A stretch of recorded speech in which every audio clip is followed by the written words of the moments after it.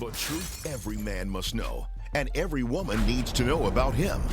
Let David G. Evans help you dare to be a man. A trifling man, you can just be present, and whatever you do is okay.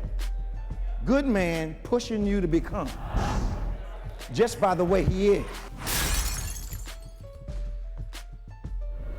Bishop T.D. Jakes says, up close and personal, I wholeheartedly recommend this to men and women. A next dimension man adapts to his environment and then changes it. Giving women hope and men clarity. Martha Munizzi added, this teaching shows women how to motivate the men they love to soar. A male ought to represent promise to everybody in his family.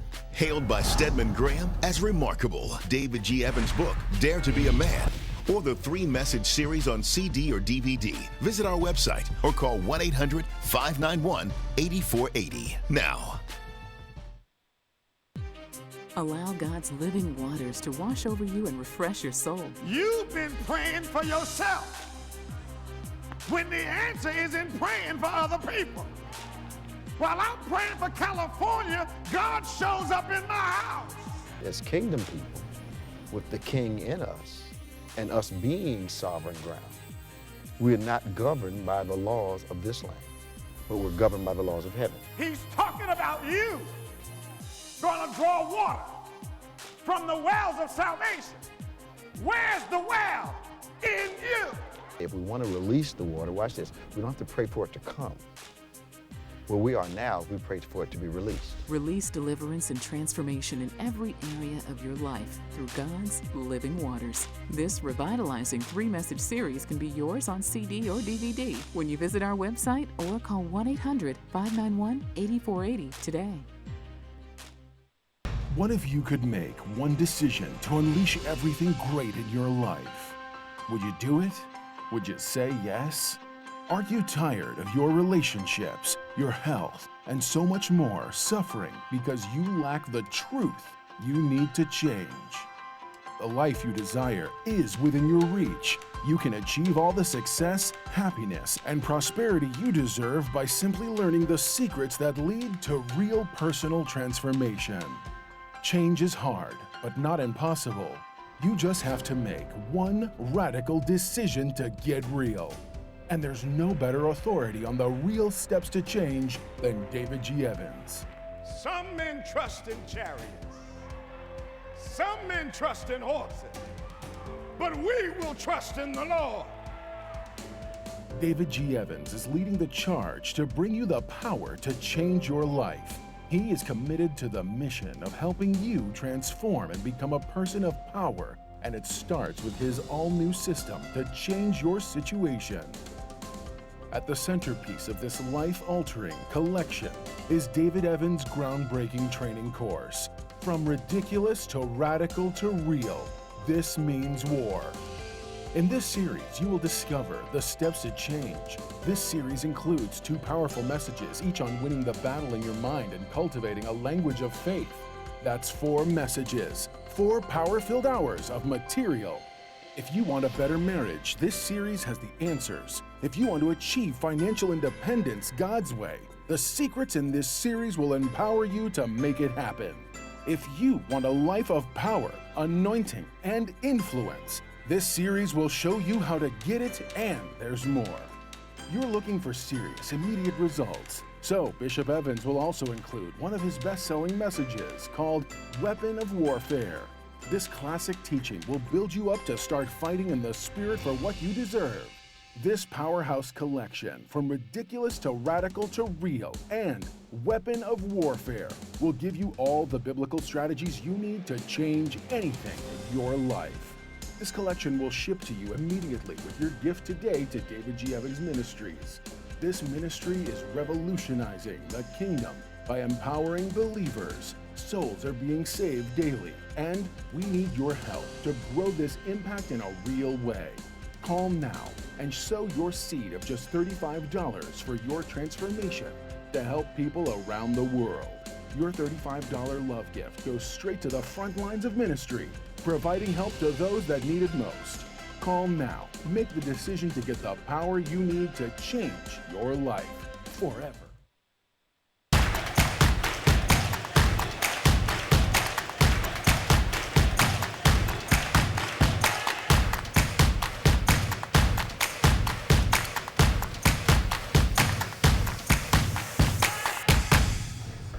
Well, praise the Lord, everybody. Welcome to On Point, the #1 Saturday morning Christian-based call-in talk show in the United States of America. I'm your host, Bishop David G. Evans. Of course, joining me is my world-famous co-host, Reverend Nicholas A. Smith.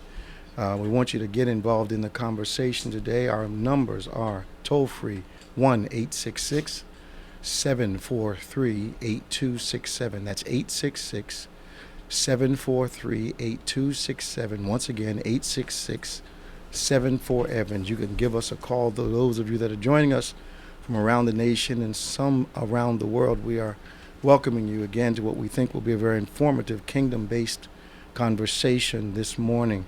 For those of you who are going through bereavement today, I had a conversation with a few people this morning, folk headed to Virginia, folk down in New Orleans, Louisiana, people that are going through bereavement this time of year. I want you to remember to keep them in your prayers, as it has become a pattern, I believe, between somewhere around October, November, and January, slowing down the beginning of February. It seems like a portal goes open, pops open, and God calls a lot of his children home during that time. Want to once again welcome you. Get involved today. We're going to talk to you about some things that are happening in the world that as a person you need to know, but you need to know what it's all about from a kingdom perspective. Once again, 1-866-743-8267. Our #1 top crew is with us this morning, ready to serve you in any way. I want you to go to Facebook, and what else can they do? YouTube, Periscope. Okay. Or it's on your Twitter. At David G. Evans 1. Yeah. David G. Evans 1. You can join us on your preferred platform, whether it be Facebook, Twitter, YouTube. You can get us on all of that. Also, I would invite you to subscribe to our YouTube page. Become a subscriber so you can get the notices and get all this new content that we'll be downloading shortly. I want you to be ahead of the game and not trying to catch up with the game. Amen.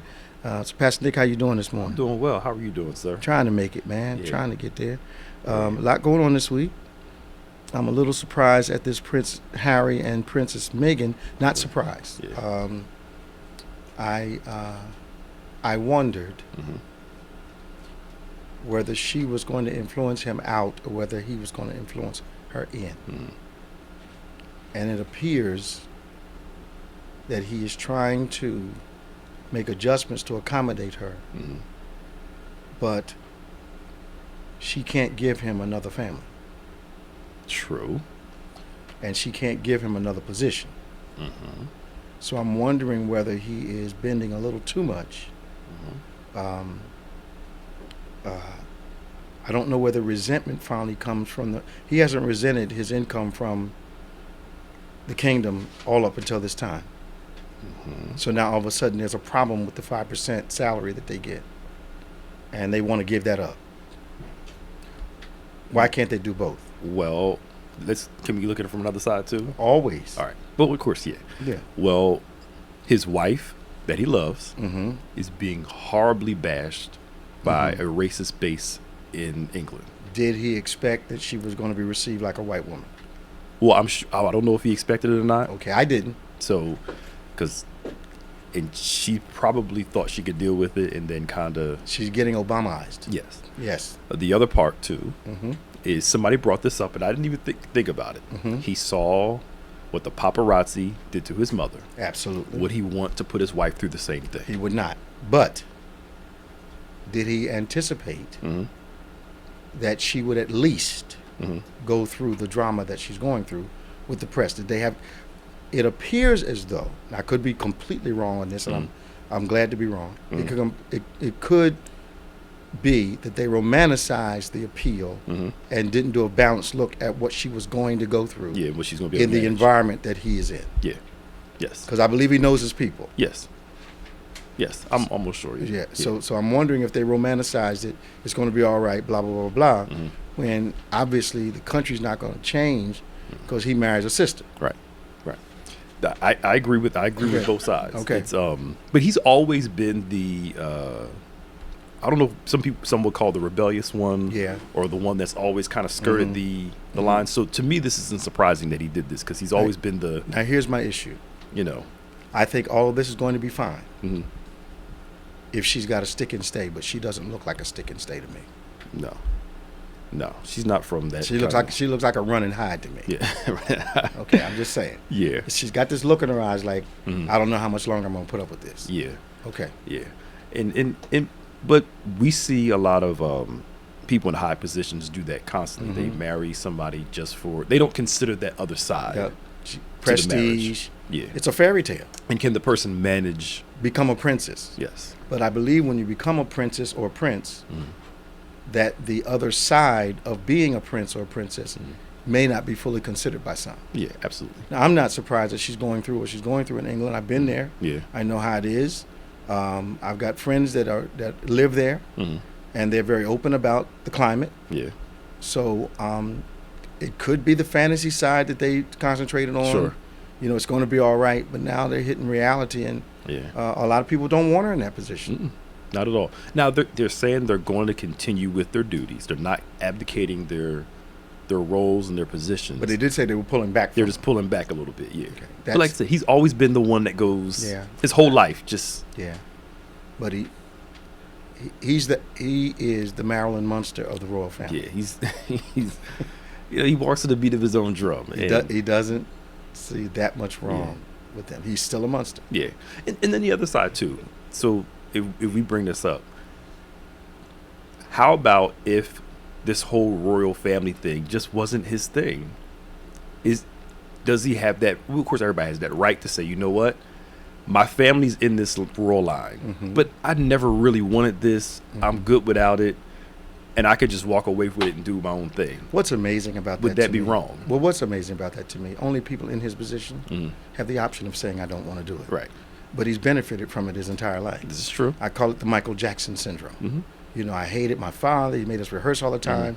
But you wouldn't be Michael Jackson unless he made you rehearse all the time. Yeah. You know, he when I hit the note wrong, he chastised me. Okay, I understand. He was a little unfair there, but you would not be who you are without Joe Jackson's negative input that produced a positive result. This is true. But however, what if that negative input created such a flaw? Yes. That you have a love-hate relationship with your assignment. Absolutely. Absolutely normal. Eventually, that you want to rebel against negative thing in him that was produced. Yep. Was it worth? Well, here's the problem. This part. Do I like? You know what I'm saying? Do I like the fruit of it? Yeah. He loved the fruit of it, which he obviously did. Yeah. But I didn't like my upbringing. But here's the problem with people in these positions. I wonder sometimes whether they think the uniqueness of their position is going to afford them lifestyles that they're comparing their own lifestyle to. Right. You know, so with Michael, not a normal situation, not a normal talent, once in a lifetime. Yeah. He would have had to have parents who he would have had to come along at a different time and had to have parents that understood what to do with a child like him rather than what we still do now. My kid's a great football player. I push him to do that. That's what most parents do. Thinking of the ultimate goal and a change in life for the parent. I mean, not for the parent, but for the child, and sometimes for the parent too. You know, so I wonder if there's a parenting flaw of getting so goal focused that nothing else is important, and not being able to balance the upbringing. That is true. You look at Barry Sanders, one of the greatest running backs of all time. When he talks about how his dad helped him with sports, you hear a twinge of sadness when he talks, because what his dad would constantly do was remind him that Jim Brown was the greatest running back ever, but it's the way that he did it. And he would always criticize him that you're never meeting this standard. Okay. So during Barry Sanders' Hall of Fame speech, his dad introduced him and said, you know, I want to, you know, give praise to the greatest running back of all time, Jim Brown. It's if you watch it, it's the way he said it at his own son's Hall of Fame speech. But Barry Sanders said the reason why I was so good was because I did have a dad that pushed me like this. Right. But you hear this twinge of this, his look changes. That constant, no approval, constant criticism. So his dad didn't know how to cultivate his greatness, Right. and his individuality. Yes. And it made him one of the greatest running backs ever, but it Okay. created this. But it also, the greatest blowback was to quit at the peak of his career. Oh, he was done. He tapped out. The Lions killed his passion. He was done. And he's like, I'm good. He literally walked away, and they asked him recently, are you sure you're okay with your season? I'm absolutely fine with it. He said, I was done. That also released him from his dad's Yeah. his hold. Mm-hmm. And maybe that was what was inexplicable at the time, because I remember saying, huh? Yeah. When he Well, retired, I was like, what? Everybody. They were like, dude, why didn't you stay? He said, Well, you know, and having lived around a couple Mm-hmm. pro ball players, I'm thinking specifically of Wilbert Montgomery, Mhm. and to see him at the supermarket every Tuesday, Yeah. because Monday he didn't come out, Okay. and to see him literally shuffling around the supermarket because he was so hurt, Yeah. and then to see him on Sunday running like somebody was chasing him, Right. which they were. Yeah. I'm sure.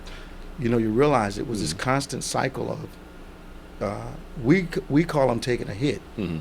but I've always wondered, is there a play in professional football Yeah.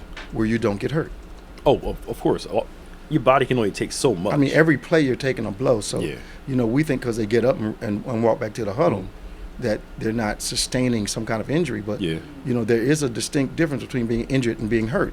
And I think they play hurt all the time. Absolutely. I think the injuries is what keeps them from playing another down. But I also think that speaking of him, Barry Sanders, he did stop before they were able to hurt him. Yeah. And I think there was, just like Jim Brown, at sooner or later they were going to get injured Yeah. because guys were going to start doing more and more trying to stop him. Mm-hmm. You know, so both of them quit at the height of their career. Yeah. But who was Jim Brown's dad comparing him to? Right. I'm not sure if there was anybody I don't know. Well, Jim Brown was a once in a lifetime. But you know, he was a lacrosse player. Yeah. You know, so he was unconventional. Mm-hmm. He went to college on a lacrosse scholarship. Yep. Not even think about football. Not at all. It just Come out for the team, please. and just dominated just the whole. The rest is history. But that is a challenge, and we see that a lot with AAU parents Yes. and how they treat their kids. And Yes. one of the things that gets me about the current media is how they bash LeBron with his son. He goes to the games. He is hype at the games. Yeah. And while some may think he's over the top, and you have every right to think that sometimes, Okay. but it's good to see a black man publicly Yeah. for the world to see support Yeah. his child Sure. at a game. Mm-hmm. You know, I can't knock him for that. But LeBron seems like a big kid anyway. So, But have you ever heard him talk to the boy? I mean, I see them having fun. And No. doing, Have you ever heard him talk to him about the game?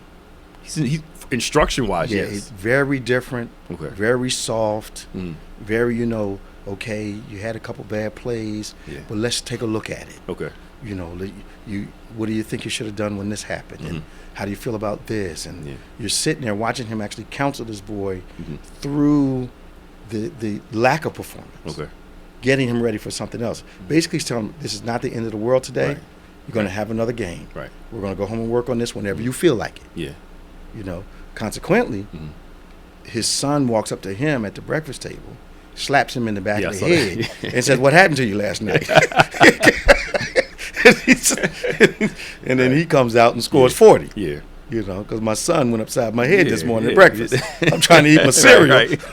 I'm eating my cornflakes Yeah. and slap. What happened to you last night? Like, wow. Yeah, but the dynamic is so interesting. But isn't it how- unfortunate that as a culture we may lack the ability. We have great ability to push you towards a goal, but maybe not enough of the ability to push you that way in a balanced way, Right. to where you don't become that thing. You're Right. just good at that thing. Okay. You know, and why is it that I know over the years that we've been pastoring, we don't seem to value the seminars and classes and things on parenting skills until there is an almost irrevocable trouble Right. that shows up. We don't see the value in getting ahead and learning how to do this and putting it in place Yeah. until You know, I can't tell you the number of pro ball players that I have had to counsel who, over 30 years, who were in trouble when they finally came and had no idea that, no concept that what they were doing was going to end them up in a bad place. Right. That's true. And one of my questions is, what are your parents saying? Well, I can't talk to them about this. Wow. My mom used to always say there's a difference between I don't want to talk to them about it and can't talk to them about it. Yeah. You know. Yeah. Because they don't know how to. But some people, for our context, not having a father made us better fathers. Absolutely. What is it about some people when they don't have it, they seem to become the worst of what they didn't have growing up? So it is this is going to sound really crazy. It's a twisted loyalty. Okay. If I don't become like my negative example, I'm betraying that individual. Okay. When reality is, if I don't become like them, I'm not betraying them. I'm just learning the lessons of life from them. Like with my dad, what he did taught me what not to be. Right. But on the spiritual side, in the Christ side of this, it's a very simple equation. If I become to you what I lacked in life, right, it heals me of what I lacked. So if I become to you what I lacked, right, it heals me of what I lacked. Well, then how do I know what to do so I can become what I lacked? Right. Come better than what I lacked. I take all the negative lessons, what your mother didn't do, what your father didn't do, what displeased you, what upset you, what made you hurt. Not the essence of the discipline, perhaps the application of the discipline. Right. Or if they just were not good parents. And that's an admission also. Yeah. But if I can just take the negative examples and say, okay, that's my springboard. I'm not going to curse at my children. Yeah. I'm not going to, not listen to them. I'm not, if you couldn't talk to them, I'm going to be able to be talked to. Right. I'm going to have structure. Not we had so much structure, I'm not going to have any, let my kids do what they want to do, and then try to put some structure in when they're 19 years old. You follow what I'm saying? Yeah. That knee-jerk thing. If we can take what wasn't ours to have and take those lessons and do the opposite of those. Okay. And you become what you lacked. Right. That's good. That's good. Yeah, and it's so simple, I think we miss it. Yeah. But the thing is, it's intentional. Right. It doesn't. You just don't wake up in the morning and become a good parent. Because if you had parents that were just nasty, and this is what drove me crazy. Every now and then, my father's name was Leslie. I could hear Leslie's voice coming out of my mouth. Yeah, man. Oh yeah. And I would get a hold of that very quickly, because I did not want to be like him. That was That was my goal. He was not going to be the springboard into another Leslie, going to springboard into David. Right. So I started grabbing hold of the other immediate examples around me, my grandfather, my pastor, that kind of thing. Yeah. And by doing that, I wasn't rejecting my dad, I was rejecting his example. Right. Some people can't separate the two. Right. Is this making sense to everybody? That's good. Yeah. All right, so what we have to do is make sure that we don't duplicate the very thing we hated. Right. Right. And one of the things that a parent can do, or a grown person can do, when you hear the negative parent's voice coming out of your mouth, it's a clue. Right. Right. Not to give yourself an excuse. Yeah. Well, I didn't have it, so no. You perpetuate the problem. You have to say, okay, that's not who I want to be, and I will not be that. Right. And it is so much in our control. Because my dad was a horrible example. Yeah. Brilliant, all that stuff, but just not a good man. Yeah. And so I sat there and I told the story before. I heard him make my mother cry, and I said to myself, I will never make her cry tears of shame. And long as she lived, I didn't do it. Yeah. It was, and I was in 4th grade. So we can get a hold of this principle real early. Real early. Yep. I hope we're helping people. No, that was good. Okay. So can I ask you a question? Sure. And hopefully it'll lead to a question I've been wanting to ask you for months. Okay. So we talked about, Joe Jackson with Michael, Barry Sanders' dad, so on. Right. As a parent, you can't treat every child the same. No, you can't. So some children need hard motivation, some need soft ones. How do you draw that line for the ones that need hard motivation? You got to be a little harder on them, but you're not breaking them in the process. I think you just described it. Okay.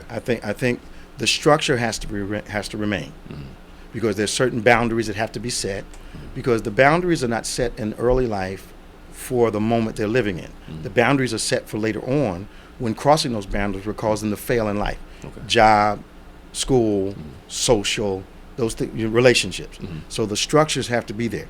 Most people don't understand. You teach folk how to care. Let's use caring. Okay. You teach folk how to care. Okay. If a male has not had females in his life up until in the early stage of life, he sees every female as an individual to take advantage of. Okay. If a female has not had men around in her life, positive males, she'll see every male as someone to take advantage of. So they don't want to hear any advice from them because you're not there for advice. You're there for me to get what I want out of you. All right. So if you don't teach a person how to care, what that looks like, and keeps reinforcing that, and it's something that has to be taught. You just don't wake up caring about people. Right, that's true. You model the example around you, or you model what's been taught to you. Right. Now, if you didn't have either one of those, some milestone makes you wake up and say, "Look, I'm lacking something." Right.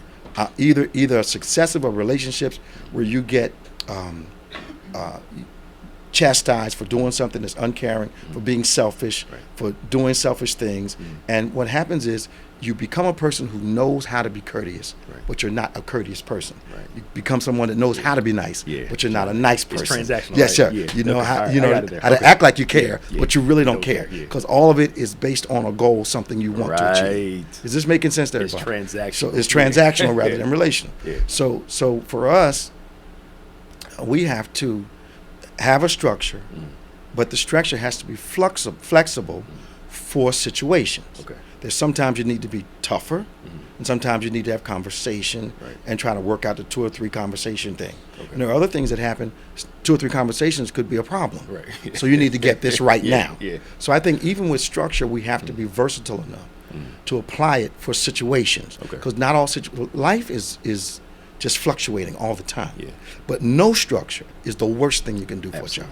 Absolutely. You know, and the reality is some of our kids are not slick, and some of them are. Yeah. Yep.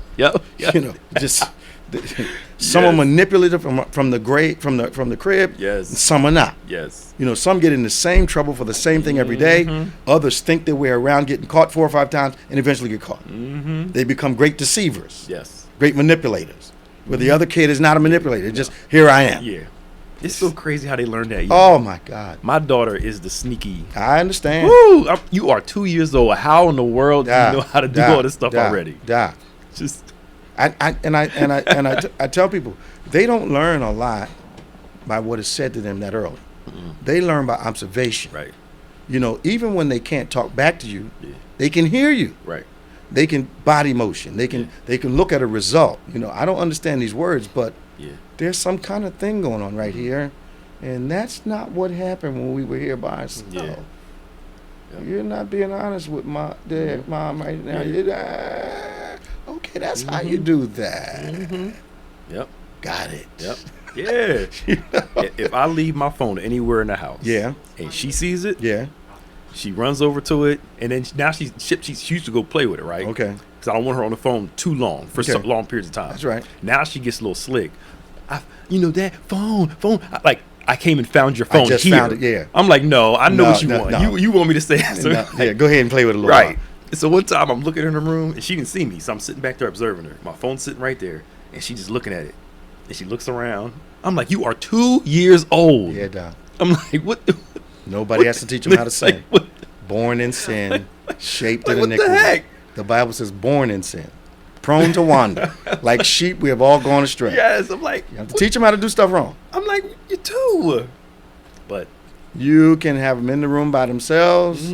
Nobody's been in there with them. Place is a disaster. Who did this? I don't know. Come on right. now. You're the only one in the room. Come on now. Come on now. For real? Right. I don't know. And then they'll keep lying. Yes. No. It's funny. So the question I've been wanting to ask you for a few months, is over self-reflection. Okay.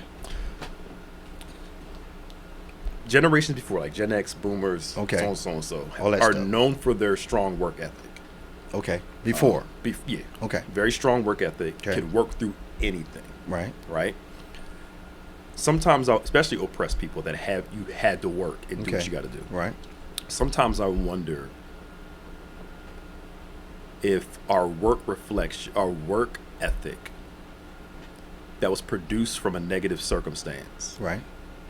Sometimes I wonder if we ever learn to balance, I need to continue working hard, Right.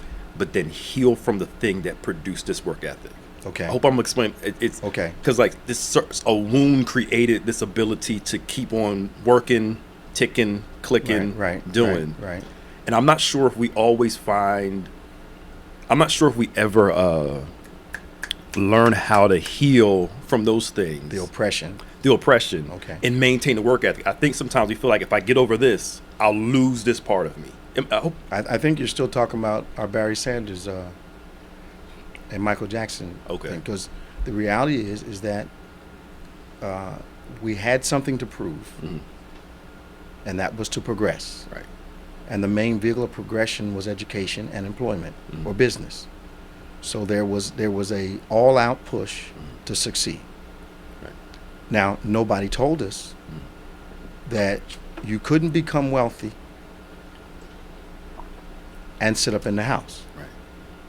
They didn't tell us that wealth and the pursuit of it impacts relationship, that real success impacts relationships. Nobody ever got us ready for, our view of success was a TV program. Right. We watched Dallas for 30 minutes. They went to lunch, they golfed, Yeah. they went to bed, Yeah. and maybe they were in the office 5 minutes out of the 30.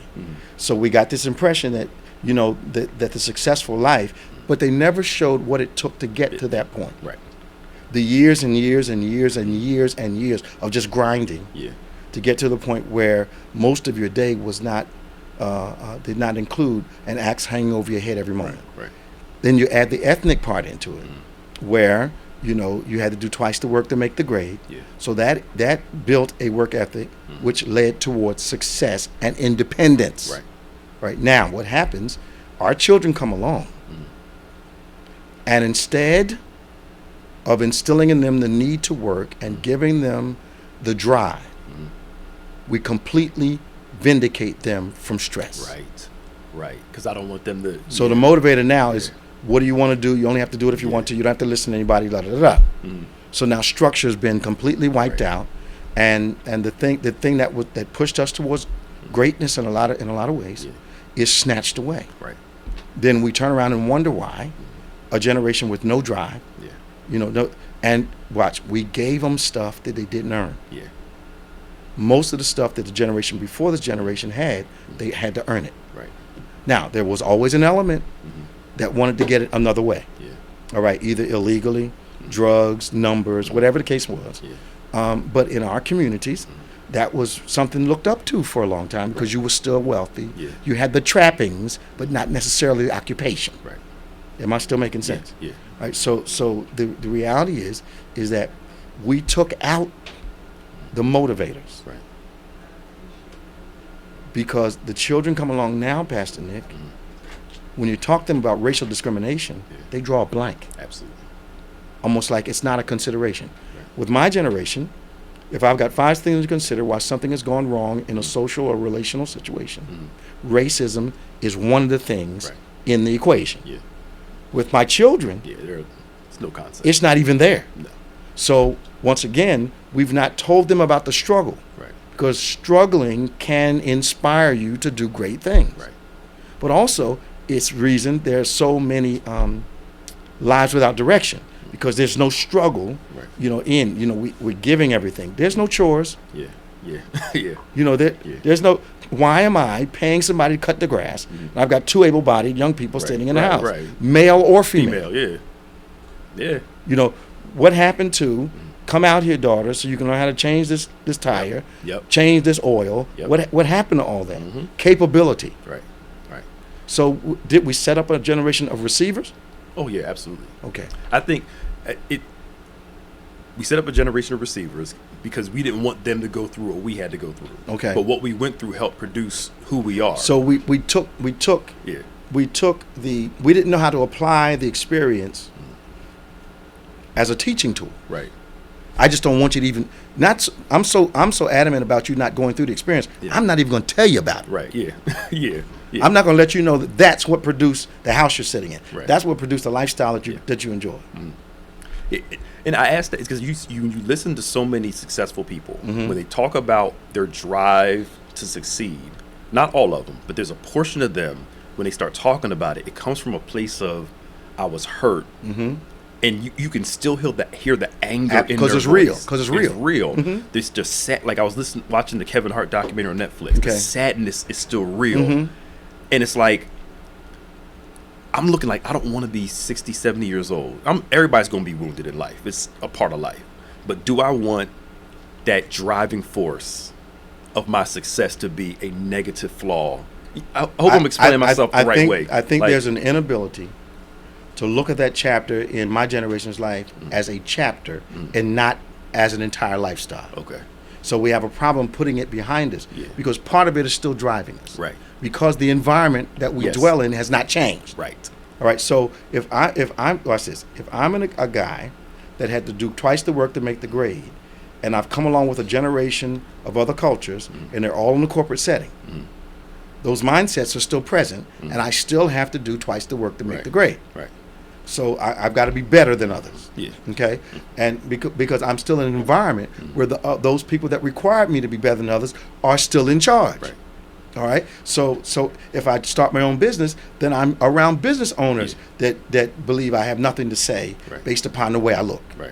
All right. So I think that we don't know how to compartmentalize. That's the word. Go. Yeah. Yeah. Compartmentalize it. And in an effort to protect, we may have shielded people from part of what drives everybody. Now watch what happens. Yes. My Caucasian friends who came out of very driving homes, at times resented the push. Okay. They now understand it because their parents kept telling them this is what it's going to take. Right. This and some of this and some of that to get you where you need to go. Right. So they didn't hide it from them. But some of them, right now grown my age, resent the training but love the wealth. Yes. Yes. Love the wealth. Right. And when I'm talking to them, I ask them, could you be you without that? Wow. And they say, well, no, I never looked at it that way. Okay.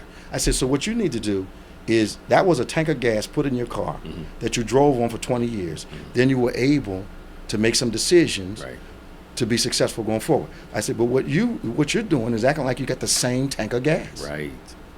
Wow. Wow. So it's looking at that moment, leveraging it. Yep. Managing it. Yep. Where it's not dictating where I've got money, but I'm miserable all day long. It doesn't become a dominating negative emotion. Yes. Okay. My man. That was good. That was good. We got two people on the phone. 1-866-743-8267. 1-866-743-8267. Give us a call. We did that for 40 minutes. Yeah. People online are liking this. What's the comments you got? Then we'll go to the phone. We got Phil and we got Robin. People talking about they needed to hear this is very edifying. Where's it? Pain driving us more. Somebody said they were wondering the same questions, the same things we were talking about. Okay. One lady in here, I'm trying to understand her comment. After 41 years of working, she's trying to manage all this stuff. She's been working 41 years. Yep. And how to deal with all this. So it's pretty cool. All right, let's go to Phil. Good morning, Phil. How are you? Good morning, Bishop. How you doing? Thanks for holding on for so long. We got involved in this conversation. Oh yeah, and it's a good conversation because basically that's why I called in. Okay. To say that when I grew up, my father was he made it so that you wanted to get out the house, and to get out the house you had to be independent. It was my house, my rules. So I figure, I'll get my place and I have my, I can set up my own rules. Yeah. The only thing is he didn't give me that little. He didn't give you the handbook, did he? The handbook, but the thing is that he didn't tell me about the fine print until you get married. That's right. So, but the thing is, and the other thing with the young people nowadays, especially our children, is that we've got out and we've acquired things because we pushed and wanted to get those things that our parents said, well, you get your own place, you get your own air conditioning, you get your own cables, you get your own phone and stuff like that. So now that we have all that, our children are the beneficiaries of the things that we have acquired. And because they're the beneficiaries, they say, okay, well, why do I have to leave because I have all this stuff here at the house? Well, because I think the problem is Phil, that we did not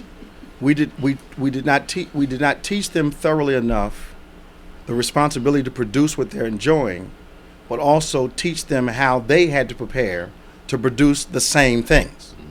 Right. And what it was going to take. So, you know, here's what really happens. There's some things your children can learn by observing you. There are other things like what we're talking about right now that have to be taught intentionally. Come here, let me show you why I'm paying this bill. Come here and show you what this means. Let me show you what this is all about. So that these things are in our heads. But what we do, and I'm talking about ethnically now, we concentrate on stuff that makes us maybe socially acceptable, but not career successful. So we put in how to dance, how to dress, how to talk, how to get a date, but not how to pay a bill, not how to save money, not, you know, so you get 25, 35, 40 years old and you're still living from check to check, even though you're and watch this, even though your situation betters, you get some of your overhead in control, you still end up being broke. There's a problem. That's because there's already a system of thinking in place. The other thing that's a problem is when I talk to this generation, they think their system of thinking is correct. And even though the results are negative, when I talk to them, they say, look, I did it because I do it again. Well, why if it didn't turn out right? Because I did what I wanted to do. But what you wanted to do didn't give you a positive result. Yeah, I know it sounds crazy. And that's part of the problem is that with, you know, granted, we're in the society that told you have rights and so forth. You've said it yourself years ago. We live in the DIFUS era. DIFUS has gone into the schools and programmed our children that they have this right there and so forth, and that has permeated throughout our society. And now we have this generation that says it's all about me and all about what I want and stuff like that. But you know what's really weird? If your system at home is strong, your child may think, well, let me go home and try this because I really don't think this is going to fly at 1812 Mars Street. I really don't think that's going to try. But let me try just a wee bit of it and see if the reaction that I know I'm going to get is going to happen once again. You know, and sometimes, you know, I tell a very funny story. There was a guy that spanked his child, and the child took him to DIFUS, went to school. My dad beat me, blah, blah, blah, blah. Father ended up in court. The judge says, well, what are you going to do now? He says, I'm going to take him home. I'm going to kick his behind for making me come to court today and miss my work. And judge dismissed. Because they knew it was crazy. You can't, my mother and my grandmother taught me, you can't be shooting and stabbing a child. That's just wrong. Abuse them, kicking them all down the stairs and stuff. She said, but every now and then, they have to be convinced. That's what my grandma told me. And she ain't never lied. Thank you, Phil. You're welcome. Have a good morning. You too. Robin, how you doing? Robin. Good morning, Bishop and Pastor Nick. How are you? This morning? I just have a quick comment, but Lord I wanted to mercy. first ask you a question. You and Pastor Nick. Okay. How do y'all do it? Meaning all the work that you do for the church, your family, and you never seem tired. Well, what we don't see. I mean, I may be working 8-10 hours a day and be tired, but how do y'all do it? I mean, where do y'all pull your strength from? Well, number one is from the Spirit of God and faith. Number two, you decide on the result that you want to achieve and become committed to it. And what I've learned, Robin, is success doesn't happen by accident at large. It's an intentional set of steps that lead you to the place you desire to be. It is absolutely. Sometimes we think success comes by miracle, when it doesn't. And the only thing I can tell you is about, if you look at the children of Israel, and you're familiar with that story, the three major chapters of that story, three major milestones of that story, are their captivity in Egypt, the wilderness, and the promised land. And it's going to fall in right what we've been talking about for the last couple of minutes. What always amazed me about the story, why did God allow 400 years of captivity when he could have released them at any point? He allowed it because the strength they built in captivity, in the downtime, in the persecuted time, was the strength that carried them through the transition, which was the wilderness. the strength that got them through. They grew in strength in captivity or in the hard times. They used that strength to get through the wilderness, and the same strength is what they use to work the promised land. So where we've been talking about is you take the hard times of your life, you harness what's positive out of that, which is usually drive and strength. If it's nothing more, never to be captive again. Yeah. That gets you through the period of transition, which feels like a wilderness. All that strength. That could be why I'm going through what absolutely. I'm going through. I mean, the age I'm in 58. Absolutely. It feels like a wilderness. I've been through has given me strength to continue to absolutely. push through, so even though I be tired. And all that strength is for the promised land section of your life. So what you see, like you say, what you see but in my family, I agree with what you said, and I agree with Pastor Nick said. Like you've been teaching us, we don't choose the family that we're born into. Mm-hmm. Maybe she's looking at, her son. Maybe she doesn't want him to be, what's the word, suggested into that. Now, Robin, I'm going to hang up after I say this. You can become envious of a thing that you're brought into. You know that, right? Right. Until the point that you like all the lace on lace curtains, but you don't like the window. Yeah, that's true. You can love the fact that you have been adopted into something great, but be threatened by it all at the same time. Mm. Now, y'all remember I said that. I'm being a prophet this morning. Let's go to Danny. Talk to you. Hey, Danny. Good morning, Bishop. Welcome. Pastor Nick staff. How's everyone today? I'm doing great, man. What about you? All right.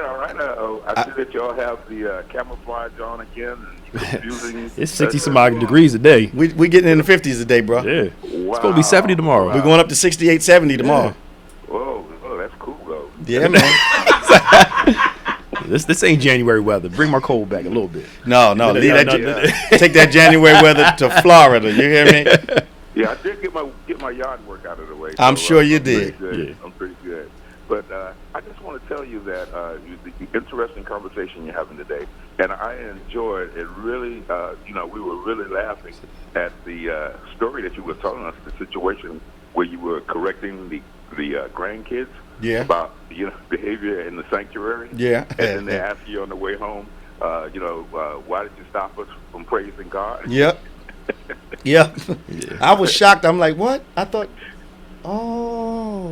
that's their interpretation of us jumping around acting crazy. Yeah. That's their interpretation. They hopping all around, dancing in front of the altar. Mm-hmm. Okay, I'm just doing what you're doing, but I'm doing it my generation. So you stopped us from praising the Lord. But the thing is, you were talking about work ethics and things that people will do.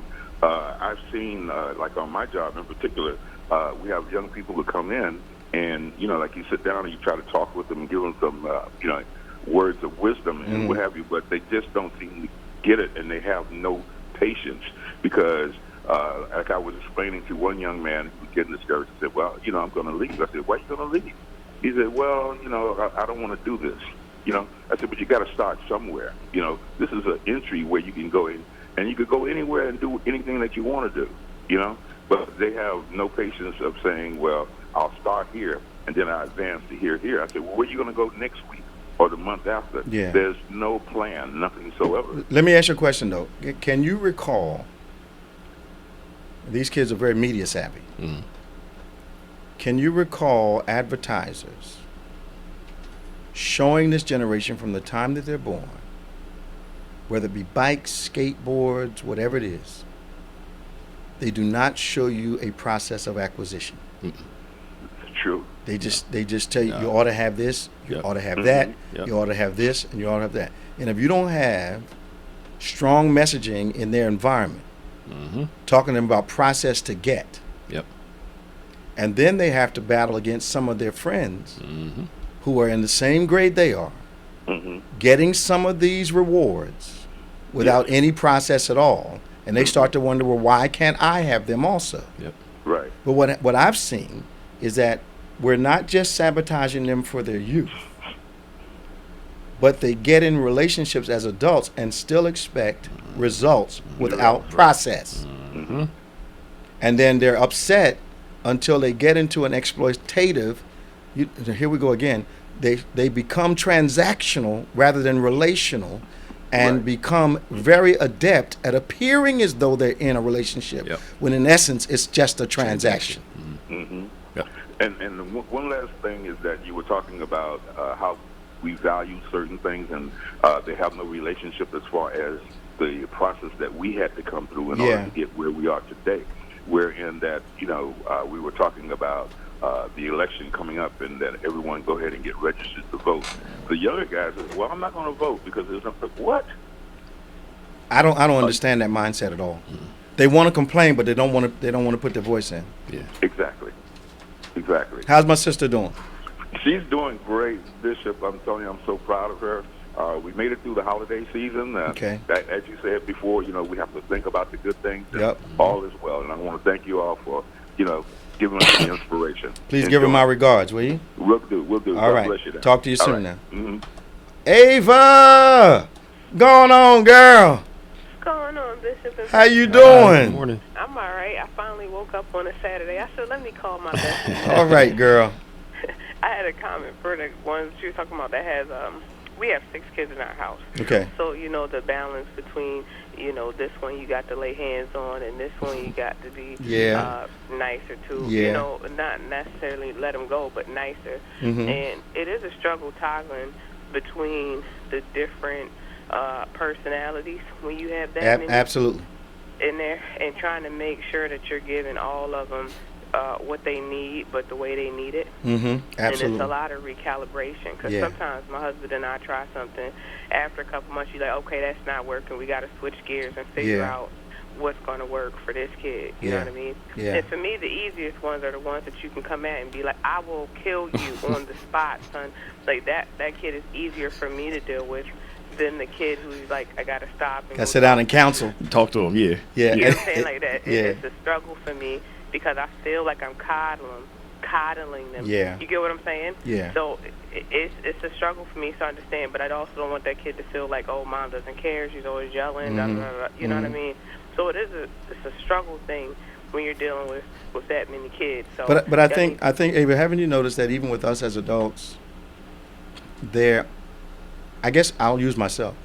There are approaches that work with me differently on different days. True.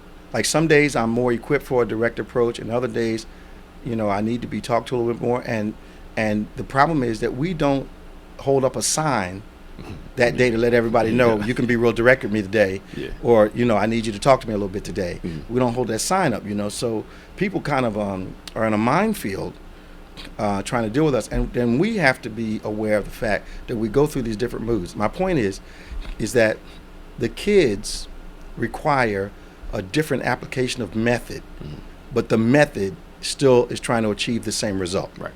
Does that make sense?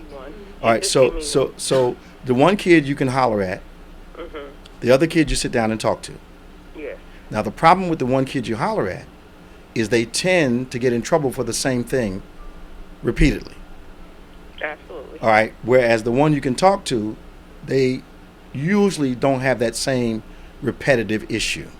Now, what's different with both of them is both of them have to be taught how to think. Ethnic parents usually teach you what to think. Like when I was growing up, everybody got a beating. That was telling me what to think. Yep. Right. All right. So everybody's gonna get killed that day. I'm gonna tear all y'all up. I'm gonna beat behinds as long as I can see them. Yep. I'm gonna beat them till they roke like okra. I never could quite understand what that meant. All right. So Rope like okra. Rope like okra. I never could understand what that meant. So, but that was telling us what to think. Yeah. That was my grandma. On the other hand, my grandfather would sit down and talk to you. Now, here's what he would do. He'd talk to you, but if you were the kid that required a little reinforcement, he'd have a conversation with you, and then he'd seal it with a butt whipping. But he was still telling you how to think rather than just what to think. Right. So that's the difference in methods, and that's the difference in personalities. Okay. Yeah. I'll take that. Does that make sense? It does. It really does. Yeah. I appreciate Everybody it. else good? Everybody's good up here. When we come to Jersey, I'll bring my whole squad in. Got to make a road trip. Come see us soon, girl. All right. All right, talk to you soon now. Be blessed. Bye-bye. We got a comment. Can I Go ahead. read you? Somebody wrote about the difference in generation. Says Because we had those hard-working examples, we became so used to working hard until there was no balance. The youth of today represent the other side of the scale. No balance. Well, she's saying that we worked so much that we didn't have much of a social life. Okay. This generation wants a lot of social life, but they ain't got no. Yeah, they ain't got no work. success. Yeah. There's a problem with the way she's saying that. Okay.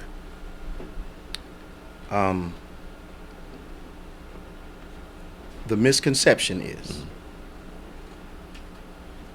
that you can build great fortune and have the social life that you've been told happens.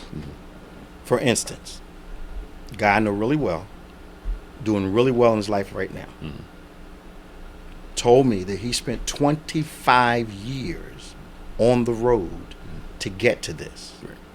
He had to be around people that understood what he was doing, was providing for everybody in the house. And they had to let him go do that because nobody else in the house could do it. Right. Right. So they made the adjustment. All right. So here's what happens.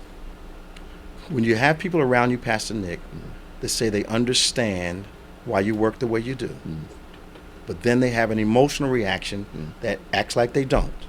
They don't really understand. Yep. Because me understanding ought to change the way I view what you're doing. Right. All right. So it is not that successful people don't have social lives. Real successful people don't have the same social life that folk that are not doing anything have. Yep. You can't sit around and you after 5 o'clock every day of your life you can go party till 3 o'clock in the morning. Yeah. But you can't do that. Right. People that work every day have to get home at a decent hour, get up so they can get up and go do the thing that feeds the bulldog. Right.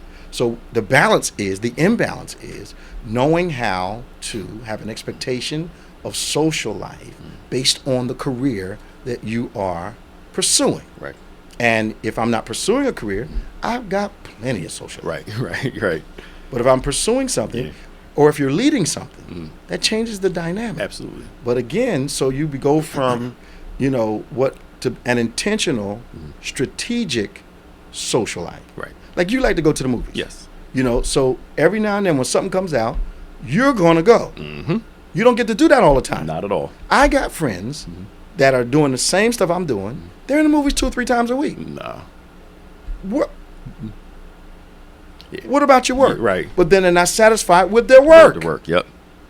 So you got to find the balance, if you want to use that word balance. And balance is not a straight line. I don't know how many times I've said this. Yeah. Balance is not a straight line, my brothers and my sisters. Yep. Balance is that on a scale. Yep. We think balance is a straight line. God, family, work, all on the same level. That's tension. Right. This thing ought to fluctuate. Yeah. Got overtime at work, the scale goes out of balance, boom, comes back in. But it's never a straight line. It's always teetering one way up, down the other. Yeah. That's how balance really is. It fluctuates. Right. It's not this. And those that strive for this are really setting themselves up to be disappointed, hurt, resentful, all that other stuff. It doesn't happen like this. Right. It's this. Yeah, you can't give 100% to everything. No, all the time. You can't. Yeah. And when you try to do that, you're going to break yourself. Absolutely. And I think it's a matter of perspective, too. So my wife loves watching HGTV. Okay. And this guy was on there, and he talked about from his 20s to his late 50s. He busted his butt working, investing, saving, because he had a goal to retire before 60. Okay. Buy a big house. Okay. And just live the rest of his life. That was his goal. And he did it. He did it. And he bought this huge house. Okay. Place him and his wife can live. The grandkids can come when they want to. But his whole premise was, I knew I had to put this 30-plus years of work in so I can live the rest of my days comfortable the way I want to. And he needed somebody beside him that understood the goal. Yep. But watch this, and understood what it took. Yep. You're not. I'm not going to be sitting up under you every night. Yep. For us to get this. Yes. Do you still want it? Yep. Yep. Yeah. This was cool. Man, that went fast too. It was. All right, did I hear background music? Yeah, we're playing now. Yeah. All right. Well, thank you for joining us for Pastor Nicholas Smith. I'm Bishop Dave G. Evans. You can continue to write us comments. Maybe we'll pick some of this up on next Saturday when we get together on OnPointe. Thank you. I want you to remember, faith acts like a thing is so, even when it's not so, that it might be so. Why don't you come see us tomorrow? Come on down to the plaza. This is our Transforming Lives month where we believe in God for so many souls to be saved. Bring any person to church with you, any kind of lifestyle, and we believe there's going to be a word. It's going to lead them into the greatest relationship they'll ever have in their life, and that's a relationship with God through Jesus Christ. Holy Spirit come into your life and begin that radically transformed life that he's promised everybody. He has not just promised you life, he's promised you more abundant life. Yeah. That's a life he has planned for you. I know you want to live it. Get in his system, get in his way of doing things, and watch that thing happen. The steps of a good individual are ordered by the Lord. There are steps that he has already planned for you that will lead you to the life that is so fulfilling. It will have challenges, but you're going to win. You are going to win. All right, I'll see you next time on OnPointe.